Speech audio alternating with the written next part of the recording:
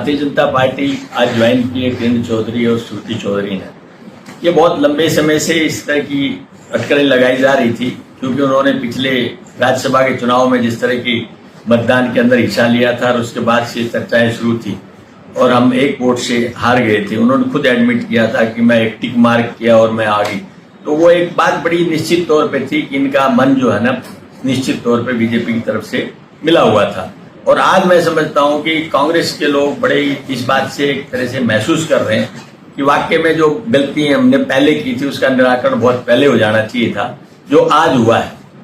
और ये बात एक मिली भगत की राजनीति करने की थी, आज से नहीं, पिछले 14 से 19 से और अब 24 आ गया। तीनों चुनावों के अंदर इसी तरह की घटनाएं घटी हैं कि कांग्रेस पार्टी के उम्मीदवारों को मुखालफत करके उनके चुनाव में उनकी शिकस्त कराने का प्रयास करना और अपने तौर पे सिर्फ अपनी सीट को बचाने के लिए काम करना। हमारे 9 विधानसभा में से सिर्फ 2 सीटें थी हमारे पास, एक मेरी एक उनकी, और उन्होंने हमेशा भाजपा से मिली भगत करके काम किया।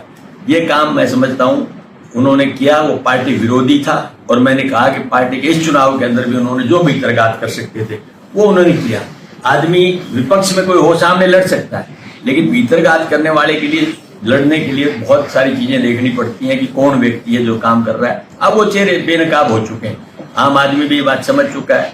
और मैं समझता हूँ भिवानी की राजनीति, भिवानी महेंद्रगढ़ पार्लियामेंट की राजनीति एक तरह से नए सिरे से उभर करके आएगी। तो भूपेंद्र सिंह हुड्डा ने जो फैसले लिए हैं आज तक बहुत मजबूत फैसले लिए हैं, कांग्रेस पार्टी को मजबूत करने के लिए। पहली बार ऐसा हुआ है कि उम्मीदवारों का चयन ठीक किया गया और उनकी परफॉर्मेंस देखिए, उनकी वोटिंग परसेंटेज देखिए, तो आप अपना आप समझ जाएंगे कि हकीकत में कांग्रेस को कौन आगे ले जाना चाहता है और कौन पीछे ले जाना चाहता था। आज खुद मुख्यमंत्री थे जो पहले, मनोहर जी आज केंद्र के मंत्री, उन्होंने खुद मानी ये बात कि उनका मन तो पहले से भारतीय जनता पार्टी का था। तो ये बात किसी कहने की जरूरत ही नहीं है कि किसकी मिली भगत थी, कौन मिली भगत कर रहा था। तो मैं समझता हूँ एक ऐसा फैसला है जिससे आम कांग्रेस जन इस बात से एक तरह से उत्साहित है कि कम से कम जो लोग डैमेज करते थे पार्टी को, आज उन्होंने स्वयं पार्टी छोड़ करके कांग्रेस की मजबूती के लिए एक रास्ता साफ कर दिया।